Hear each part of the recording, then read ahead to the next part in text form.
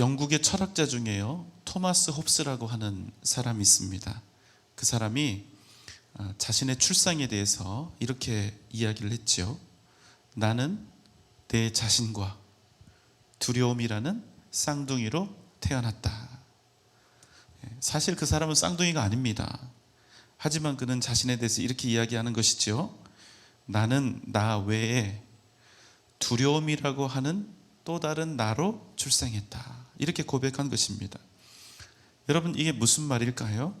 그만큼 우리 인간의 생에서 두려움이 차지하는 비중이 매우 크다는 얘기이며, 두려움만큼 우리 인생을 크게 지배하고 영향 주는 것이 없다는 그런 의미일 것입니다. 그래서 두려움이라고 하는 것은 단지 어떤 사건이나 환경에 대한 일시적인 감정이 아니라 어쩌면 인간 그 자체라는 함축적인 그런 뜻을 담아내고 있는 것이죠.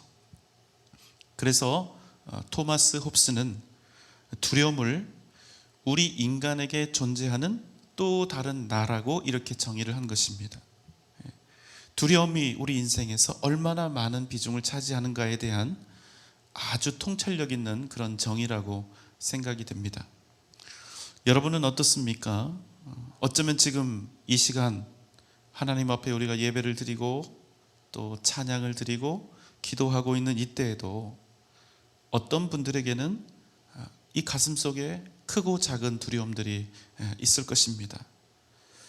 아니, 어쩌면 그분들만 그런 것이 아니라 우리 모두에게 이 두려움이라고 하는 것은 항상 있는 것이 아닐까 하는 그런 생각이 듭니다. 경제적인 상황에 대한 두려움, 또 어떤 사람들과의 관계 속에서 오는 두려움, 극심한 건강상 위험에서 오는 두려움, 답답하고 또 막막한 미래에 대한 두려움, 아무리 애를 쓰고 또 수고를 다하여도 절대로 풀리지 않고 있는 이 현실에 대한 두려움, 안전에 대한 두려움, 혹 내가 하고 있는 이 일이 틀어지거나 잘못되지는 않을까 하는 일에 대한 두려움. 어제 수능 시험을 보았죠. 혹 내 자녀가 대학에서 떨어지진 않을까, 대학에 떨어지진 않을까, 또 취업에 낭망하진 않을까 등등. 아마 우리 마음속에 살펴보면요, 셀 수도 없는 많은 두려움들이 이미 이렇게 가슴속에 우리 안에 내재해 있을 것입니다. 여러분은 여러분 안에서 현재도 변함없이 항상 일어나고 있는 이 두려움에 대해서 어떻게 생각하고 계시는지요? 오늘 우리가 함께 나눌 말씀은 두려움에 관한 것입니다. 오늘 우리는 두려움에 떨고 있는 한 부류의 사람들을 만나게 됩니다.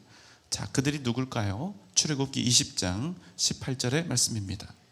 뭇 백성이 우레와 번개와 나팔 소리와 산의 연기를 본지라 그들이 볼 때에 떨며 멀리 서서. 그들은 지금 여호와의 산에서 일어나고 있는 초자연적인 현상을 보면서 떨고 있습니다. 그 산은 여러분 어딜까요? 우리가 지난주까지 10주에 걸쳐서 10계명을 한 절 한 절 우리가 다 살펴보았는데요, 모세가 시내산에 올라 여호와 하나님으로부터 이 10계명을, 이 율법을 받고 있었던 바로 그때의 장면입니다. 뭇 백성, 모든 백성들이 모세가 올라간 산을 바라보고 있습니다. 아주 이 그림이요, 정확하다 이렇게 말할 수는 없지만 그래도 어느 정도는 표현이 된 것 같아서 여러분께 한번 보여드리고 싶었습니다. 자, 이런 모습이 아니었을까 하는 생각이 들어요. 갑자기 산에서 우레와 번개가 치고, 어떻게 사람이 연주해서는 낼 수도 없는 어마어마한 어떤 아주 신비로운 나팔 소리가 웅장하게 그렇게 들리고, 온 산이 연기로 뒤덮이는 것을 이 이스라엘 백성들이 본 것입니다. 지금까지 평생 단 한 번도 본 적이 없는 놀라운 광경이 지금 눈앞에 펼쳐지고 있는 것입니다. 근데 사실 여러분, 이 이스라엘 백성들은 기적의 사람들이 아닙니까? 지금까지 어마어마한 기적들을 직접 경험했습니다. 애굽에서 10가지 재앙을 보았습니다. 나일강이 통째로 피로 변하고 개구리 이 파리가 셀 수도 없이 튀어나오고 우박이 쏟아지고 온 땅에 흑암이 내리고 마지막 10번째는 뭡니까? 심지어는 애굽에 있는 모든 첫 태생 장자가 하룻밤새에 다 죽임을 당하는 그런 말도 안 되는 그런 재앙을 직접 그들이 몸으로 체감한 것입니다. 그뿐이 아니죠. 구름 기둥과 불 기둥이 자신들 앞장을 서서 가고 홍해 바다가 갈라지고 반석에서 물이 터지고 말로는 형용조차 할 수 없는 대단한 이적들을 그들이 이미 본 것입니다. 그러나 여러분, 성경에서는 그들이 이러한 기적들 앞에서 두려워서 떨었다거나 무서워서 뒷걸음질 쳤다 이렇게 말하지 않는다는 거예요. 그런데 유독 오늘 18절에서는 이스라엘 백성들이 시내산에서 우레와 번개, 나팔 소리와 자욱한 산의 연기를 보면서 그들이 두려워서 떨었다고 우리에게 증언하고 있다는 겁니다. 심지어는 그들이 산 위에 올라간 것도 아니에요. 멀찍이서 단지 그렇게 되고 있는 모습을 보고 있었음에도 그들이 두려움에 벌벌 떨었다는 얘기입니다. 여러분, 도대체 이게 무슨 일입니까? 오늘 이 사건이요, 시내산에서 자신들이 보고 있는 이 사건이 지금까지 자신들이 경험했던 다른 이적들과 뭐가 다르냐는 거예요. 애굽의 재앙은 그들에게 전혀 두려움을 주지 못했을까요? 아니요, 두려운 일 맞습니다. 아주 두려운 일 맞아요. 사람이 다 죽어나가는데 상상만 해도 엄청난 일이 아닙니까? 하지만 다시 말씀드리지만 성경은 애굽에서 있었던 홍해가 갈라졌던 그 어마어마한 사건들 앞에서 이스라엘 백성들이 두려워서 떨었다 이렇게 증언하지 않는다는 사실입니다. 왜 그렇습니까? 그때 이스라엘 백성들이 느꼈던 두려움은 오늘 지금 시내산에서 일어나고 있는 광경을 보면서 이스라엘 백성들이 느끼고 있는 두려움과는 완전히 차원이 다른 것이기 때문입니다. 여러분, 다 대단한 거잖아요. 그런데 도대체 뭐가 다르냐는 겁니다. 자, 여러분 한번 예를 들어 보겠습니다. 자, 1번, 여러분이 홀로 산에 올라갔는데 산속을 헤매다가 해가 떨어지고 길을 잃은 것입니다. 그런데 헤매다가 호랑이를 만난 거예요. 그럼 여러분 마음이 어떨까요? 두렵고 정말 무섭고 떨릴 것입니다. 자, 이제 호랑이를 만났을 때 그 기분과 감정을 여러분이 기억하시고 2번을 이제 들으시는 거예요.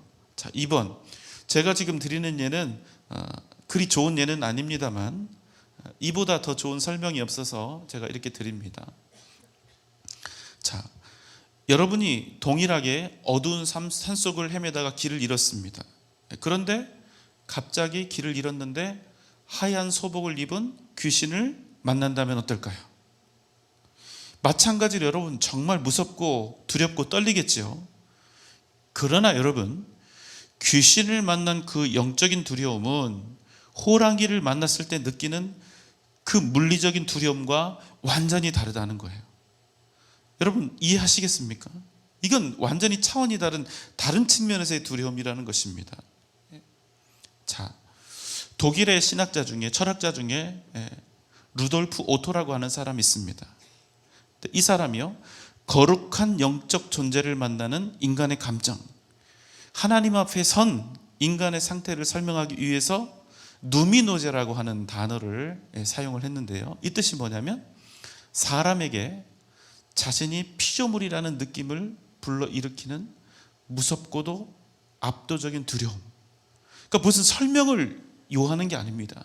그냥 그 존재 앞에 딱 서면 나는 피조물일 수밖에 없다는, 나는 정말 아무것도 아니라는 그런 마음이 완전히 스스로 깨달아지는 걸 의미하는 거죠.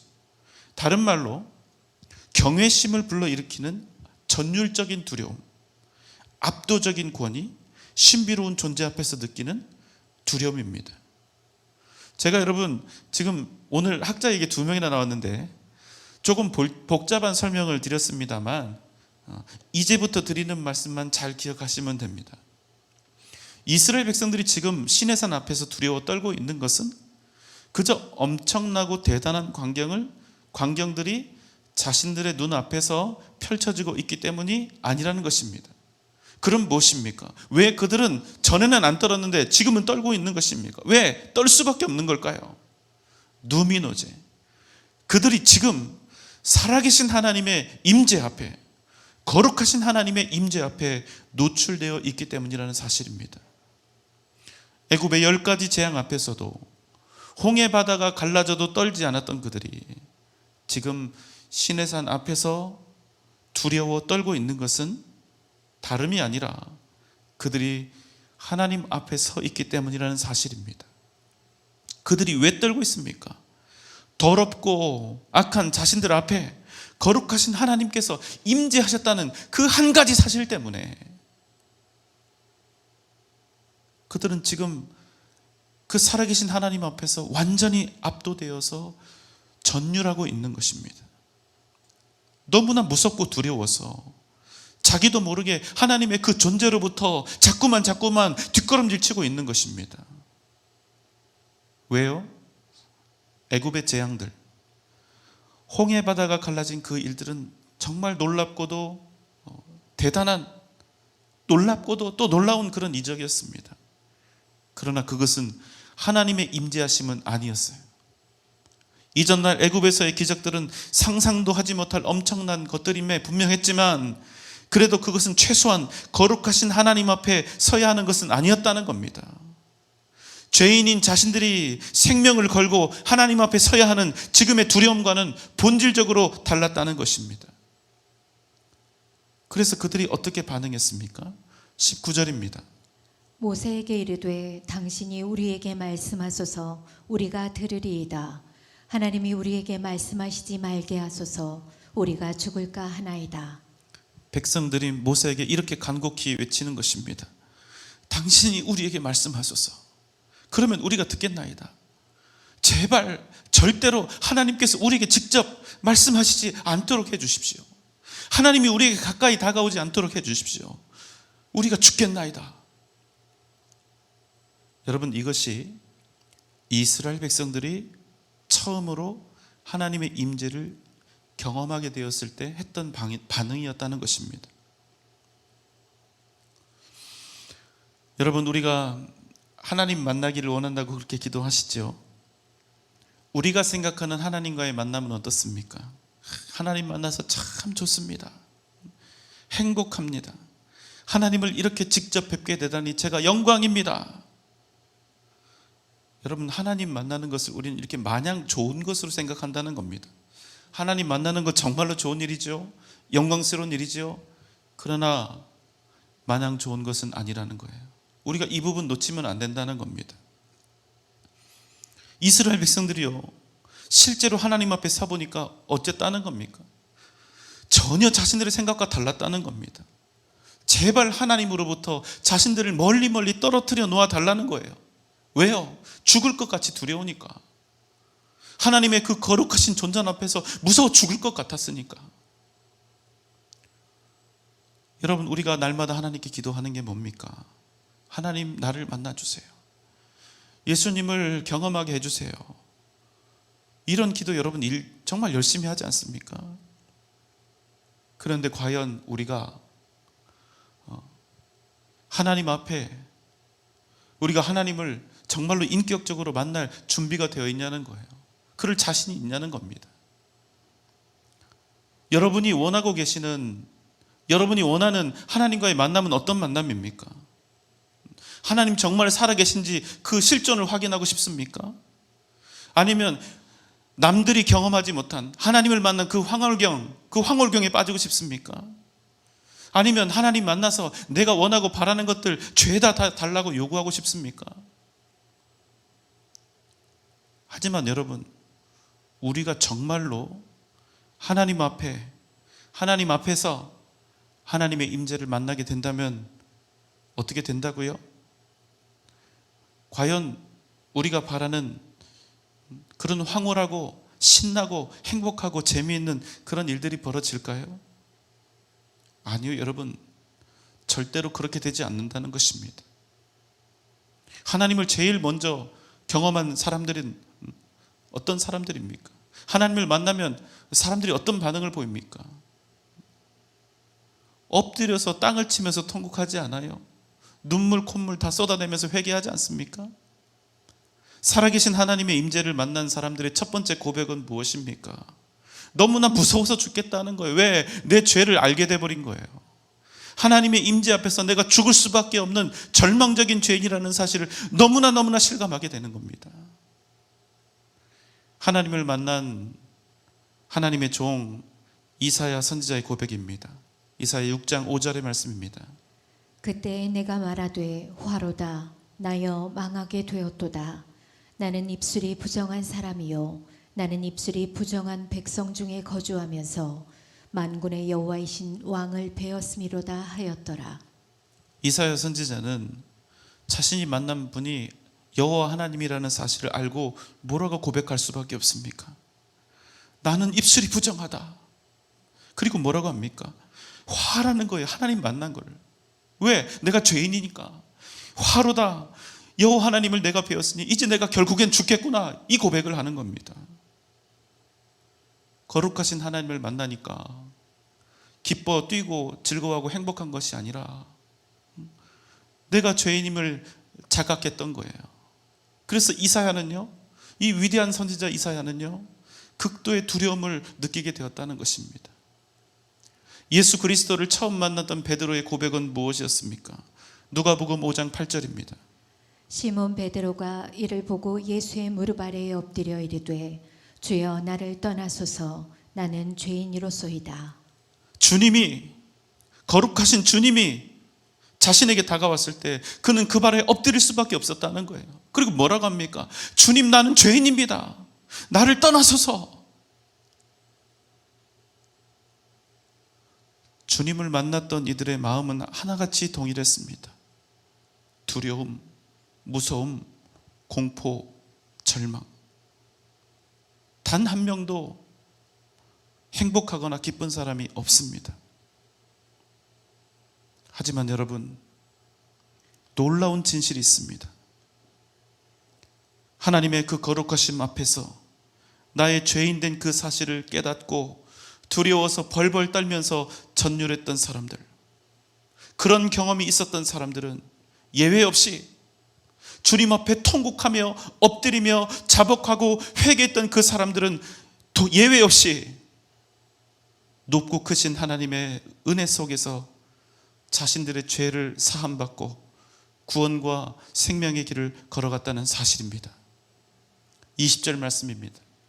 모세가 백성에게 이르되 두려워하지 말라. 하나님이 임하심은 너희를 시험하고 너희로 경외하여 범죄하지 않게 하려 하심이니라. 하나님께서 지금 이스라엘 백성들에게 친히 나타나신 그 이유가 무엇이라고 말씀합니까? 그들을 심판하기 위해서입니까? 아니요. 비록 이스라엘 백성들은 자신들이 죄인인 것을 알고 벌벌 떨고 있지만, 두려움에 빠져 있지만, 하나님이 그들 가운데 나타나신 것은 그들을 심판하기 위한 것이 아니었다는 사실입니다. 그들을 하나님 당신의 백성으로 삼으시고 그들에게 하나님의 율법 10계명을 주시기 위함이었습니다. 이스라엘로 하여금 공포에 빠져 절망하게 하시려는 것이 아니라 그들로 하여금 거룩하신 하나님의 백성이 된다는 사실이 무엇을 뜻하는지를 철저하게 깨닫고 하나님의 뜻을 따라 살게 하려 하셨다는 것입니다. 여러분, 두려운 것을, 이 두려움을 좋아하는 사람이 어디 있습니까? 두려움은 우리를 위축되게 합니다. 우리를 절망하게 합니다. 두려움은 우리에게 공포를 주고 우리를 무력하게 만듭니다. 그러나 여러분, 모든 두려움이 다 나쁜 것은 아닙니다.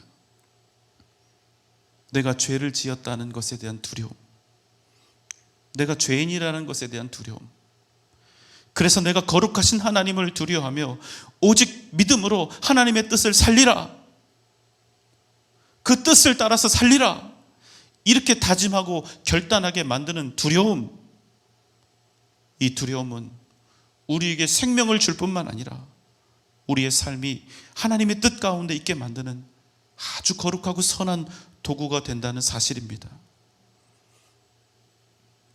사랑하는 여러분, 이 세상에서 가장 두려운 것이 무엇일까요? 내 인생이 추락하고 넘어지고 망하는 것입니까? 아니요, 그렇지 않습니다. 우리 인생에서 진정 두려운 것은 내가 죄인이면서도 자신이 죄인인 것을 알지 못하는 것입니다. 죄를 지어놓고도 자신의 지은 죄에 대한 자각이 전혀 없어서 자신을 의인이라 착각하는 것입니다. 이런 사람들은 절대로 하나님 앞에 나아갈 수가 없는 것입니다.